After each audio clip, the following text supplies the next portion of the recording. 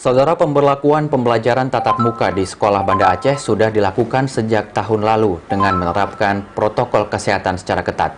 Namun masih dijumpai sejumlah sekolah yang abai terhadap prokes.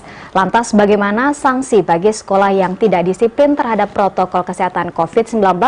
Saat ini kita telah terhubung bersama Kepala Dinas Pendidikan dan Kebudayaan Kota Banda Aceh, Saminan. Baik, Assalamualaikum Bapak Saminan. Ya, Waalaikumsalam warahmatullahi wabarakatuh. Ya, selamat sore. Terima kasih telah terhubung bersama kita di studio TVRI Aceh. Ya, langsung saja Bapak Saminan, kita melihat bahwa sejumlah sekolah sudah ditemukan abai terhadap prokes COVID-19 ini. Namun sejauh amatan dari Disdikbud Kota Banda Aceh, seberapa serius sekolah-sekolah menerapkan prokes COVID-19 ini, Bapak Saminan? Ya, terima kasih para pemirsa TVRI yang kami banggakan bahwa benar tentang berita yang disampaikan beberapa pihak sama ini termasuk dari TVRI. Di Banda Aceh, setelah kita mendapatkan sebuah edaran daripada Bapak Wali Kota bahwa sejak tanggal 4 Januari kita membuka sekolah secara tatap muka, dan kita sudah berbicara dengan seluruh kepala sekolah dan seluruh dewan guru, juga seluruh orang tua yang kita lihat melalui sebuah polling yang kita berikan, kita sudah siap untuk menerima dengan sistem pengajaran tatap muka yang ada di sekolah-sekolah, tentu dengan shift yang sangat ketat dan prokes yang sangat ketat. Setelah kita berlakukan selama 1 minggu, dan sesuai dengan arahan Bapak Wali Kota, kita melakukan evaluasi setiap hari dan di semua sekolah yang ada di Kota Banda Aceh.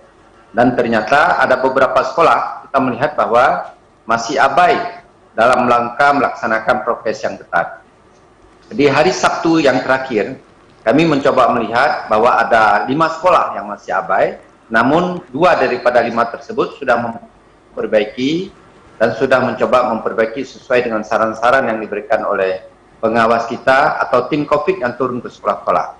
Namun 3 lagi yang termasuk SD 46, SD 14, dan SD 2 Muhammadiyah, ini nampaknya masih pada malam, pada hari Sabtu terakhir sampai jam 5 sore, mereka masih abai dalam melaksanakan prokes yang ketat. Nah, untuk itu, sesuai dengan arahan Bapak Wali Kota, ketiga sekolah tersebut kita tutup. Kita tutup untuk tidak dilakukan proses pembelajaran secara tatap muka. Kecuali mereka melakukan sebuah komitmen bersama dalam rangka membuka kembali sehingga sekolah itu bisa terbuka. Baik. Dan alhamdulillah di hari ini kita sudah datang beberapa kepala sekolah. Ya. Baik Pak Saminan, melihat sekolah-sekolah yang tidak menerapkan protokol kesehatan, apakah ini hanya beberapa yang ditemukan atau ini seperti fenomena gunung es Pak? Artinya masih ada sekolah-sekolah lain yang sebetulnya melakukan pelanggaran terhadap prokes ini. Seperti apa tanggapan dari dinas sendiri Pak?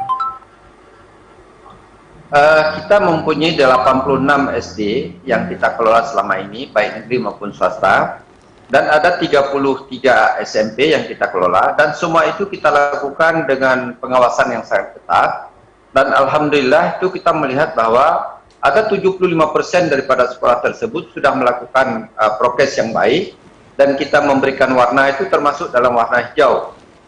Dan sebahagiannya adalah termasuk dalam kuning, dan sudah kita ingatkan. Dan hanya 3 sekolah ini, sebenarnya 5 sekolah yang masuk warna merah, dan kita ingatkan ternyata tinggal 3 sekolah di minggu pertama ini yang warna merah, dan kita tutup. Ya, jadi kalau kita lihat secara langsung bahwa nampaknya semua sekolah itu sudah sangat serius dalam rangka menerapkan prokes sesuai dengan edaran Bapak Wali Kota. Ya, dari informasi yang kami dapatkan bahwa para guru-guru tidak dapat memastikan bahwa penerapan protokol kesehatan ini sepanjang sekolah, karena biasanya proses penerapan protokol kesehatan ini diperiksa di awal ketika memasuki sekolah, pengecekan suhu tubuh dan penggunaan masker yang diperiksa oleh seorang guru. Namun penerapan protokol kesehatan yang dilakukan di dalam kelas, guru-guru tidak dapat memastikan bahwa ini dilaksanakan secara ketat. Namun bagaimana tanggapan dari Bapak Saminan terkait dengan hal ini, Bapak Saminan? Ya, terima kasih. Sesungguhnya kita sudah mempunyai SOP apa saja yang harus dilakukan ketika anak sudah diantarkan ke depan pintu gerbang sekolah.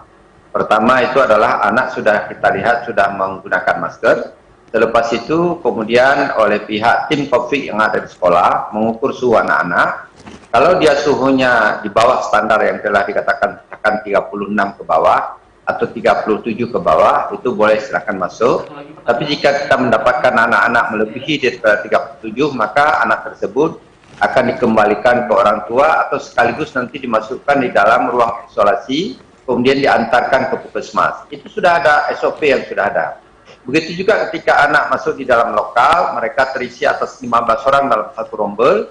Ini juga semua mereka itu sudah termasuk pola-pola bagaimana mereka berhubungan di antara sesamanya. Ini juga harus menjaga jarak. Selepas mereka pulang, juga diukur suhunya.